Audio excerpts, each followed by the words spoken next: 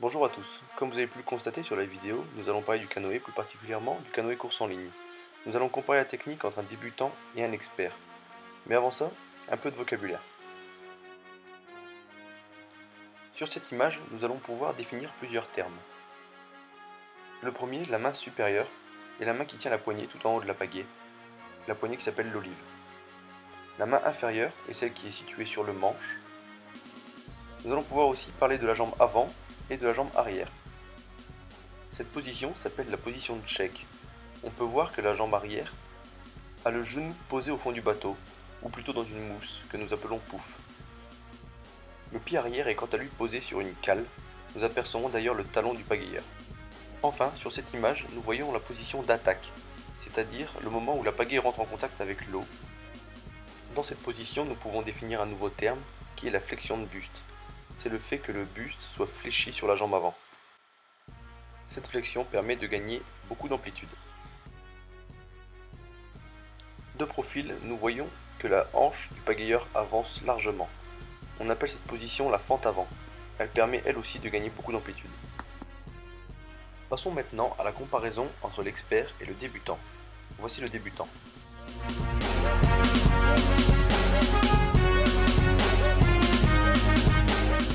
Observons sa position au moment du dégagé, c'est-à-dire au moment où sa pagaie sort de l'eau. Nous voyons ici que sa main supérieure est quasiment collée à son genou avant. Sa main inférieure est elle en arrière de son bassin et sa pagaie est quasiment horizontale. On comprend bien que cette position n'est pas favorable à l'entame d'un nouveau coup de pagaie. Pour une bonne efficacité, le dégagé doit s'effectuer avant le genou qui est posé dans le pouf. Car une fois passé ce repère, il est impossible de continuer d'accélérer la pagaie dans l'eau. De plus, la surface de la pagaie qui sert de propulsion est orientée vers le haut, ce qui provoque des forces qui vont appuyer vers le bas et non plus des forces dans le sens du mouvement. De plus, ces forces vont enfoncer l'arrière du bateau dans l'eau, ce qui provoque une énorme perte de glisse.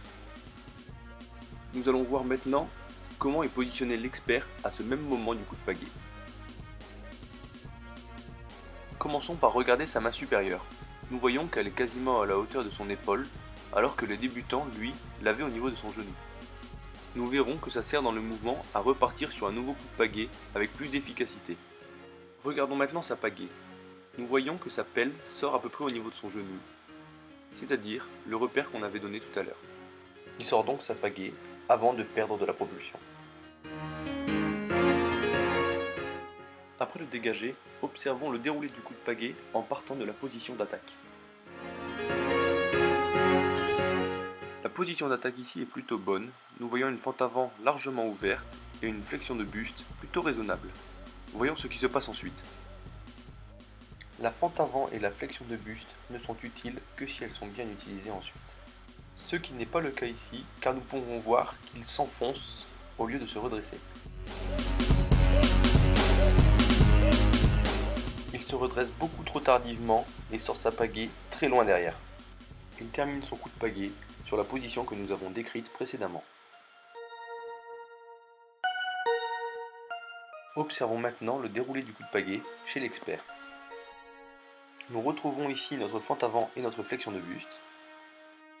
Mais ici, à l'inverse du débutant, l'expert se redresse dès que sa pagaie rentre en contact avec l'eau.